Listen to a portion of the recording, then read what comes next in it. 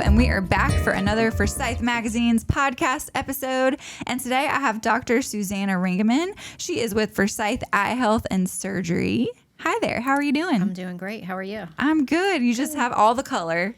Yeah. This woman, she is full of color, and that's a girl after my own heart. I'm wearing neutrals today, but like my house is colorful, and her office, y'all, is so uniquely decorated and so full of color. It's just so fun. Well, thank you for saying that. Yeah. Yes, I just think in color, I guess. Yeah, the well, brighter, and the better. Because you're from Louisiana. I'm from South Louisiana, yeah. Which is so funny because our last guest was also from South Louisiana. Oh, no kidding. Lamar, the one over here. Yeah. But I think that's so cool. It's such a cool area. Yeah, it's so much fun. I'm actually going back there tomorrow. So, Oh, okay. Yeah. How long have you been in Winston now? About 12 years. Okay. Yeah. My Very husband cool. grew up in Kernersville, so that kind of led us back this way. Where did y'all meet? In medical school. Okay. In Louisiana and Shreveport. Oh. So Shreveport's in North Louisiana, the other end of the state from where I grew up. Okay. Yeah. You don't Dallas. have like an overwhelmingly Louisiana accent. That's what people tell me. It's so disappointing. You're like, I wish I did. I've been to New Orleans one time. You're expecting that Creole. Yeah. Well, and Let me tell you what I'm going to do. Yeah. I was like blown away when I did go to New Orleans. I was like, what are you saying? Yeah. I couldn't even understand. Do I have a hint of it? A little hint, maybe? yeah, every now and then. a little hint. And Yeah. Lamar had a little hint. Yeah, Yeah. What the hint is it's not, you're not from around here, Yes. are you? Yes. That's right. what the hint is. I don't think either one of us could have told where, but we could definitely tell not here. I'm not a local. Yes. Yes. Yeah. That's funny. So I want to talk about what it's like being a woman in medicine because A, it's extremely impressive, and B, you're also juggling your own practice, being a mom, having some sort of home life, and hopefully hobbies and other things. Yeah, How do you do it? Gosh, I don't know. A lot. I mean, I do have a lot of help. You know, my husband is a great support. He works full time as well, but I think we just work well as a team. He does a lot. I don't know. You can't do it all at one time. You have to do a little bit here and there. And, Yep. It's like eating an elephant. That's what I always say. Exactly. It's you never feel balanced. You know, it's just doing the best you can. And I'm glad you said that because I feel like people always are striving for this like perfect balance. And I just don't think that's realistic. No, it's totally not realistic. I mean, I feel like a lot of times it's like a duck, you know, gliding across a pond, you know, is calm on the surface, but the feet are going. Like you just have all these things going in your head and just all the things that you need to do before the day is done. Yeah. Yeah. So how long have you been a doctor now? Well, I guess I graduated from med school in 2007. Okay. And then residency finished in 2011. So I guess since 2011, I've been out practicing on my own. And eye health, what drew you to eye health? Just when you go through medical school, you kind of rotate through all the different fields of medicine, and you can kind of easily cross off things that you don't like. And Because podiatry does not sound fun at all. What did you cross off first? What were you like? No, absolutely not. I didn't really enjoy pediatrics. Trying to think what else. I liked a little bit of everything, and that's kind of like ophthalmology is a blend of like internal medicine, but there's also surgery and lots of different types of surgery that you can do, which makes it really neat. You still get to talk to patients and like do stuff. And what I do mostly cataract surgery, and it's very gratifying because you can have people that cannot see anything, and then you do surgery on their eye, and then the next day, it is completely life-changing. Wow. And so that's really cool. I mean, that is so gratifying to be able to help people in that way. That's probably, I would imagine that's what drew you to medicine in the first place, was to help people. Yeah, definitely. Just working with people. And I have patients that you just sort of form a relationship with, that you get to know over time and get to know their stories and their family history and, what's going on in their lives. So they become like your family. Yeah. And so that's really neat. So how many surgeries do you typically do like in a week? So I operate 1 day a week. Okay. And so I operate on Mondays, and I usually do anywhere from 10 to like 13 or 14 surgeries. In one day? In 1 day. Ooh. Yeah. Man. Which is I'd say fairly typical for, for a cataract surgeon. They can do anywhere from like on average 8 to 10 to 28 or 30, just depending on the facility where you're working and what they can manage. So I like that it's like, I do that with my job, obviously very different and not as important, but like where I batch things, like it sounds like you're like batching surgeries. Like I'm getting in that mindset of like the tedious, meticulous surgery. And it's very different. Like when you're in surgery, like you have a day of surgery and you can just really focus on surgery. You don't have a lot of people coming at you like, I need this. Can you do this? Blah, blah, blah. You know, it's very controlled and regulated and, you know, on a schedule versus you go back to clinic and then like all the bells start going off and everybody needs something. So it's kind of fun to just get in there and kind of get in the flow and get it done. Yeah. Is that one of your favorite parts of your job? Doing surgery? Yeah, it is. It's really enjoyable. I mean, it's really gratifying, like I said. So are cataracts, is there a particular age where they become just very common, or is it like... Yeah. What are as we get older, you know, after let's say 50, 55, 60, you probably have some form of a cataract, like an early cataract. Is it really bothering you? Probably not. It's just like the lens in our eye, like a piece of glass, say like or a window is getting a little bit cloudy. And so that just kind of gradually evolves over time. So about 60, maybe 65, 70, those are the people of those ages are usually the ones that start to come in and notice problems, notice changes, and need to talk about cataract surgery. Yeah. So.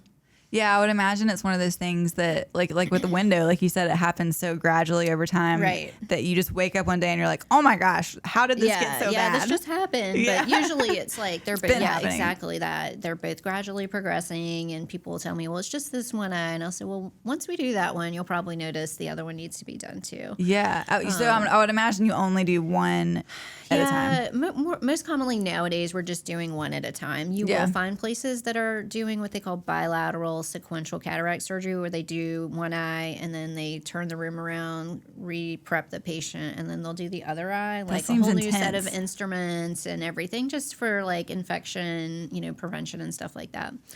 But that's not really the standard of care here where we live right now. Yeah.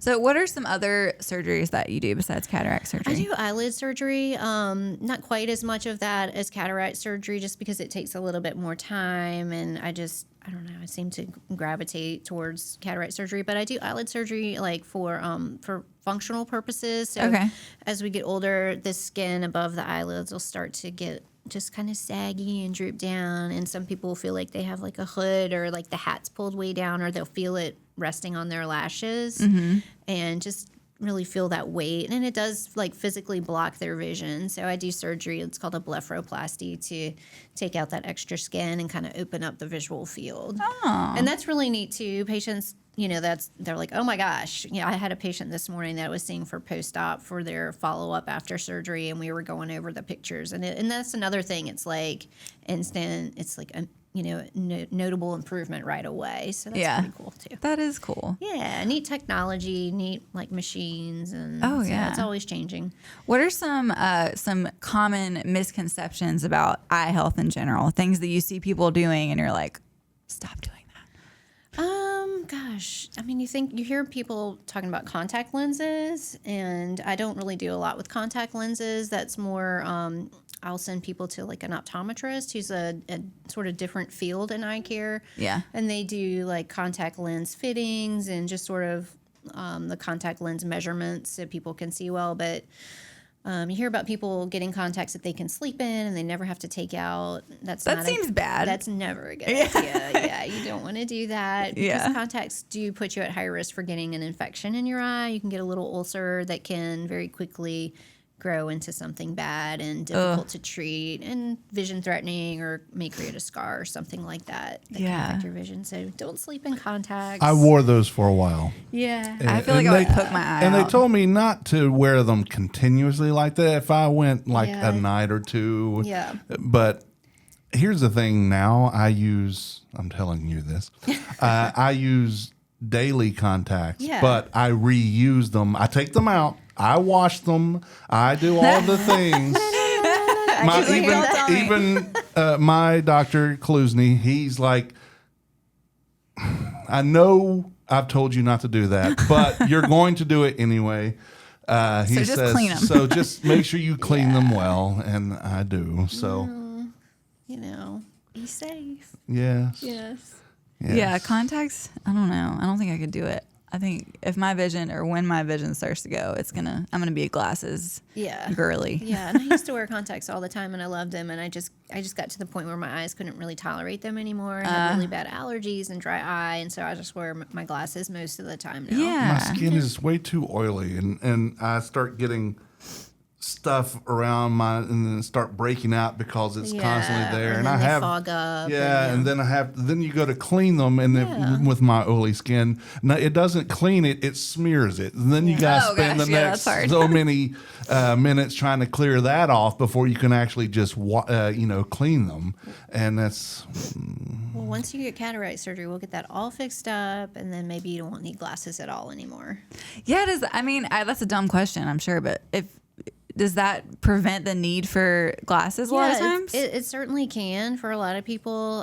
So for cataract surgery, we're taking out that hazy lens. Yeah. And we're replacing it with a clear lens implant. So we're trying to restore your vision so it's nice and bright and colorful, and you have good focus again. And there are a lot of different lens implant options out there now. So we can put a lens to help you see far away or give you a range of vision. That's incredible. Yeah, so you don't need reading glasses. You can see your phone, the dashboard, and the road signs all at the Very same. important things to see. Yeah, so you don't have time. to deal with glasses all the time, and that is super convenient. Do you deal with astigmatism? Yes, Because definitely. my eyes are like this. Yeah, like a football. Yeah, and what does that mean? So yeah, it's everybody's. You're the doctor. You do it. Yeah, so how I explained it to my patient, it's kind of, I guess, using a sports metaphor, like, do you like basketball or football? If your eyes are round like a basketball, they're kind of the same shape in all directions.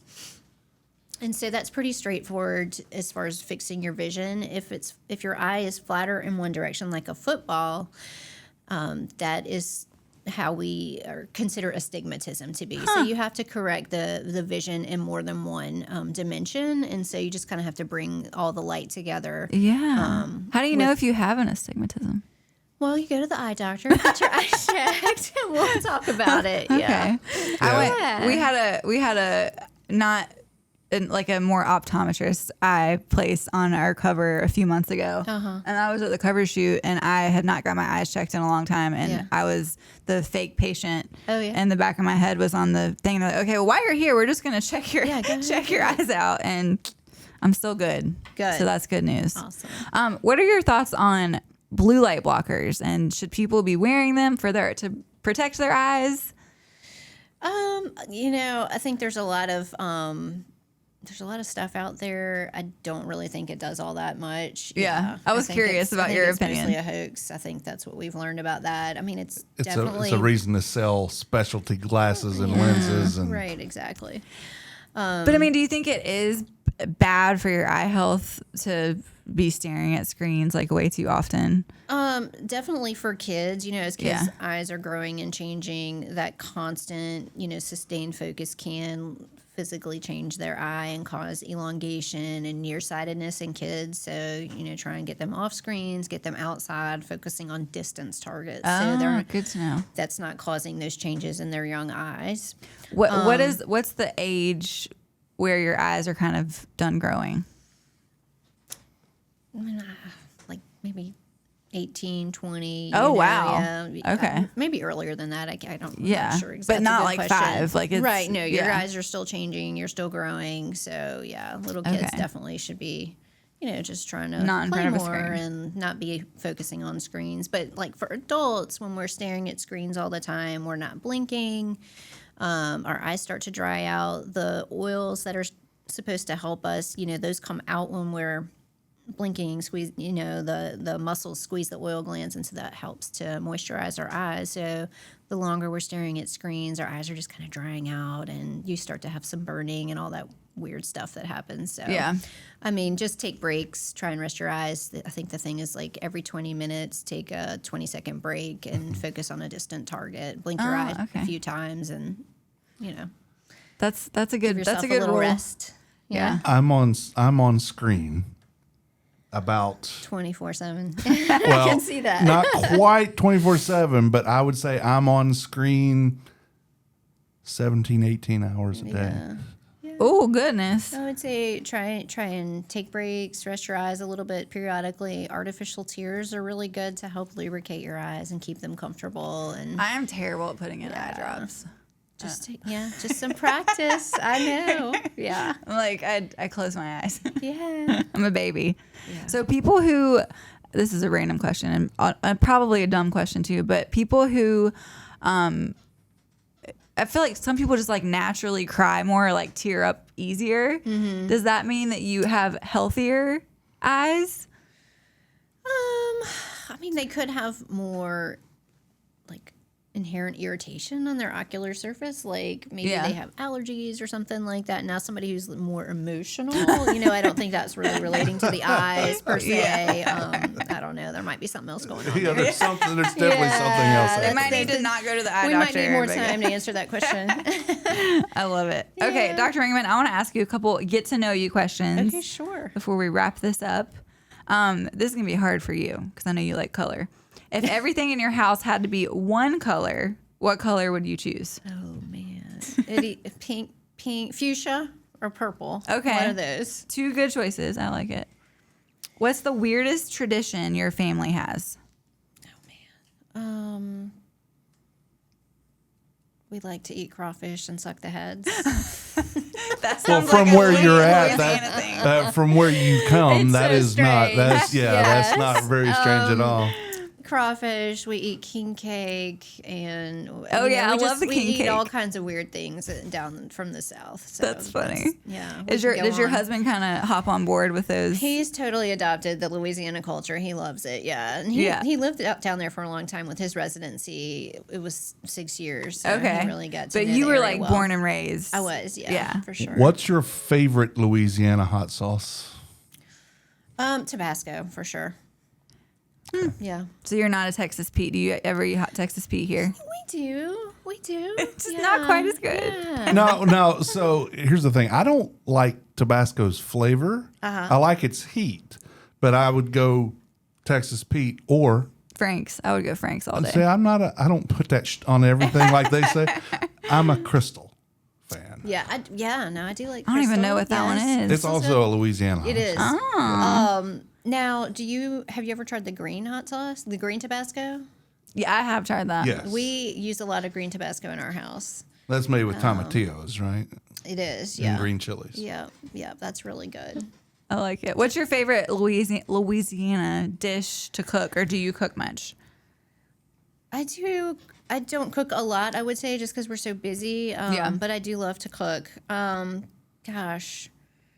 I love cooking red beans and rice. It sounds so basic, but it's like such a Louisiana food. It's good. What's your sausage of choice for that? We usually, andouille? Yeah, we usually do andouille. Mm-hmm. Love I make jambalaya a lot. it. Ooh, I bet it's good. What else do I make? I always make. I try to make a king cake at Mardi Gras every year. Yeah. Etouffee? I am so biased. It's hard to get like the seafood that I want around here, but I do love etouffee. Yeah. So you said you're going back to visit tomorrow. I am, yes. My parents are still down there, Okay. and so I have to go down and help them with some things. There you go. So, How many kids do you have? there's 6 kids in my family. I have 3 children. You so have 3, in my but you're one of 6. I'm one of 6. Wow. And I have 3 boys. 3 boys. What are the age ranges? So 10, and then I have twins, so they're 7. Okay. Yeah. So you're in the thick of it with Yeah, the 3 Uber boys. driver situation. Yeah. It's Yeah. Moober. It's Mom Uber. Yeah. That's right. Yeah. They do a lot of the same stuff, so it's not that, that's not super crazy. Yeah. It's just really trying to manage 3 boys and their Whew. rambunctiousness. Twins. I cannot imagine. That's wild. Yeah. Are they identical? They are identical. Yeah. My cousin has identical twin boys, and it's like did you ever get them mixed up as All the as time. babies? Yes, as babies, they were exactly Yeah, alike. that would be And crazy. when they were in the hospital for a month. They were in the NICU, and I'd say, almost for like a year to 18 months, it was impossible to tell them apart. One has the little birthmark on his booty, and that's the only way you'd So have you to literally check. can tell, though. At least there's something where you can tell. Yes, if and as soon as you thought you had it, you were just like, You were wrong. No, I'm wrong. And wait till they get to the age where they start doing that on purpose. Mom, Funny enough, in COVID, know. I'm sure I know. I do know. Yes, Yeah. I know, and their brother knows, and a couple of their friends know, and a couple of friends just say, "Hey, you." Yeah. Hey, you. Or one of our neighbors calls them Walliver because they're Oliver and Wilson. So they can Oh call my them gosh, that's so Walliver. cute. But when during COVID, when we dropped them off for preschool, one time you just drop them off and you couldn't go in at that point, and they got switched, and they didn't figure the teacher didn't figure it out until like lunchtime. That's hilarious. Yeah. That would be pretty fun though to have a twin brother. Yeah, Are they close? They're tight. so tight, like a old married couple. Yeah, That's funny. Yeah. I'm sure that what are they like the twin, like the psychology of that is a real thing, like where they can kind of almost read each other's minds a little I bit. wouldn't have, you hear about that, and I was kind of skeptical about it, but they are so in tune to each other. They sleep in the same bed every single night. They sleep like they're babies, like in the womb. And like if we're at the dinner table and one's trying something new, I'll be like, try it, Oliver. See, you might like it. It's just is one more assertive than the other? No, they're so similar. They are different, but they are so similar in just like getting along together, sticking up for each other, looking out. Like if they hear somebody say something, they're just instantly ready to defend their brother. That's really sweet. Yeah, it's really cool. It'll be interesting as they grow up to see if they change or stay similar, or if they kind of That's very cool. Yeah. I have a friend who they were twins. They were what they call mirror twins. Mm-hmm. Even their fingerprints, because no two fingerprints are the same, they were exactly the same backward. Interesting. So Now, if they took, What? they could put them side by side, and it was like they had two sets of the same thing. That's crazy. one of mine is a lefty and one is a righty, so that's really interesting. Oh, that is interesting. Well, your older son, lefty or righty? He's a righty. Okay. Yeah. And you and your husband are all both righties? Yeah. I'm always intrigued with that. I don't know where. My dad is a lefty, but they live in Louisiana, so we don't see them all the time. Yeah. I don't really It's a think genetic it's that thing, exposure. I think. Yeah. Yeah, I've heard it could be genetics. Yeah. Yeah. Yeah, my dad's a lefty, but no one else in my family is. Just him. Yeah. But it's neat. It's a neat relationship. So as we're kind of wrapping things up, where is your office located, and where can people find you? We are on Lyndhurst Avenue, close to Forsyth Hospital. And you can just give us a call, and we'd love to help out in any way. Should I phone number? Or Yeah, whatever? sure. Okay. We'll put it in the show notes. Yeah, okay. It's 336-842-5477, and we Okay. have a website with all kinds of information about our practice and what we do. And do you need a referral? You don't need a referral. You can just Okay. call up and get an appointment. So our website is forsytheye.com. Okay. And I also have an associate who started working with me. I don't know when we did our other photo shoot. That was in April. She had been with us in October. So her Okay. name is Carol Zeal. And she works with me one day a week. And so she's also there seeing patients. She does medical ophthalmology. So she's not operating, but seeing patients in the office. Awesome. And she's a glaucoma specialist by training as well. So Awesome. she's great. Well, we will be sure to put this in our show notes so our listeners know where to find you. Wonderful. Great to chat with you, Dr. Ringeman. And as always, you can find Forsyth Mags online, forsythmags.com. You can find us on social media at Forsyth Mags, where we post all the things and do lots of fun giveaways. And if you ever enjoy an episode that we've done, we would greatly appreciate it if you would leave us a rating or a review. And that's it. That's a wrap. Have a good day. The views and opinions stated on this podcast are solely those of the contributors and not necessarily those of our distributors or hosting companies. This podcast is copyrighted and cannot be reproduced without expressed written consent of Forsyth Magazines Incorporated. Ooh, that's a mouthful.